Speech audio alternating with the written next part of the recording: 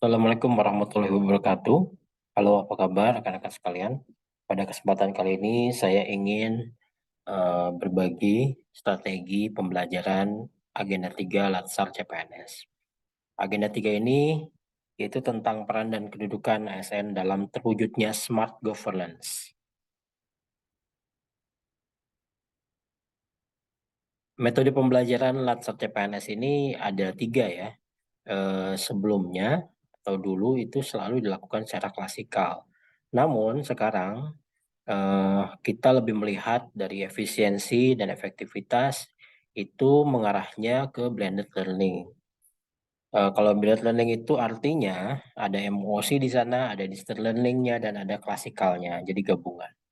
Dan bisa juga distance learning secara keseluruhan apabila memang keadaannya darurat ya, misalkan ada bencana atau dan sebagainya.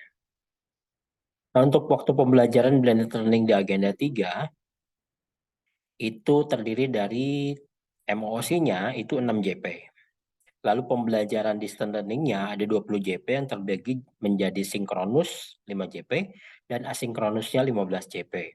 Lalu pembelajaran klasikalnya itu ada 7 JP yang terdiri dari ceramah profesionalisme ASN sebanyak 2 JP dan pembelajaran agenda 3-nya 5 JP.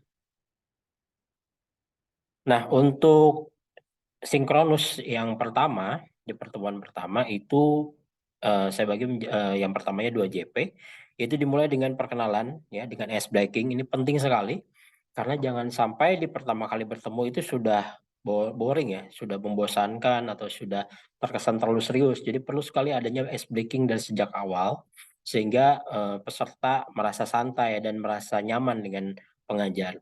Lalu diawali juga dengan overview MOC ya. Seperti kita tahu, mereka belajar mandiri di MOC, kita perlu mengoverview dulu sejauh mana pengalaman belajar mereka di MOC itu eh, menerap ya, nempel di kepala mereka.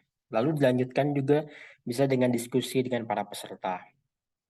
Dan jangan lupa juga untuk menyelipkan games di sana, ya, games-games terkini ya, seperti Kahoot dan Quizzes.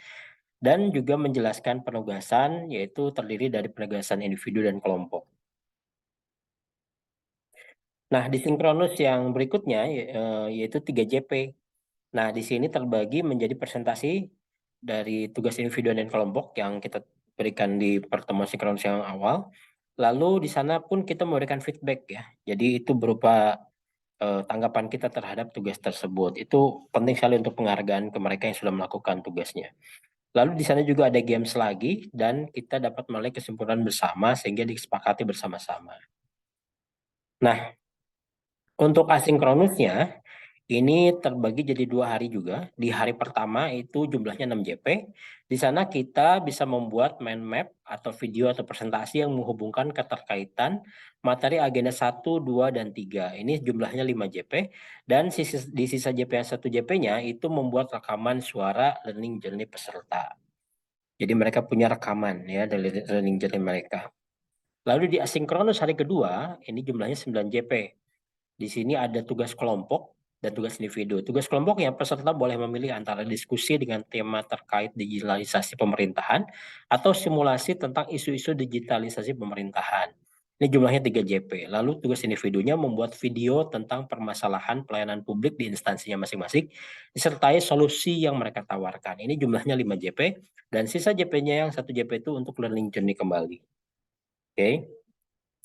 Nah, di pembelajaran klasikalnya ini ada 7 JP, terbagi menjadi ceramah profesionalisme ASN sebanyak 2 JP, dan agenda 3-nya itu ada pembelajaran manajemen ASN dan smart ASN yang jumlahnya 5 JP.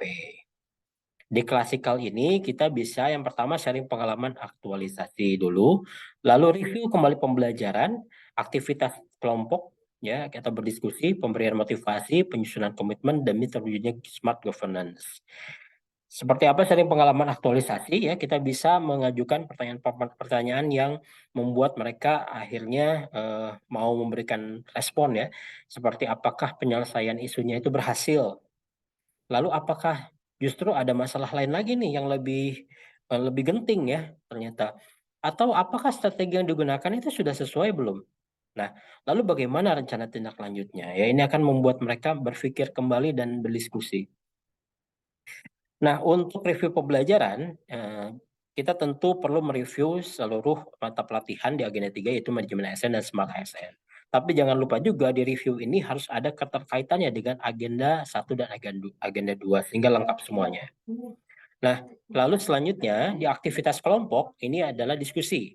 Nah, diskusi ini studi kasus isu terkini terkait manajemen ASN dan Smart ASN. Misalnya, dampak teknologi terhadap perampingan organisasi, kesiapan instansi pemerintah daerah dalam upaya mengikuti transformasi digital. Ini tentu hal-hal yang perlu sekali pemikiran yang kritis ya. Nah, untuk praktek pembuatan konten digital dengan menerapkan 4 pilar literasi digital ini pun dapat dilakukan agar mereka juga antusias ya untuk membuat konten-konten yang menarik ya tentang manajemen ASN atau Smart ASN ini di media sosial mereka masing-masing ya, jadi kekinian. Nah, selanjutnya pemberian motivasi. Nah, ini juga yang paling penting. Pemberian motivasi bertujuan agar peserta semangat dalam menjalankan peran dan kedudukannya sebagai ASN dengan perspektif Smart ASN. Ya, pemberian motivasi ini juga bisa dengan trigger ya atau pemicu yaitu membuat yel-yel angkatan. Nah, kapanpun dimanapun mereka yel-yel angkatannya ini disuarakan atau dilakukan, itu mereka akan semangat kembali untuk termotivasi lagi untuk menjalankan peran dan kedudukannya sebagai ASN yang smart ya.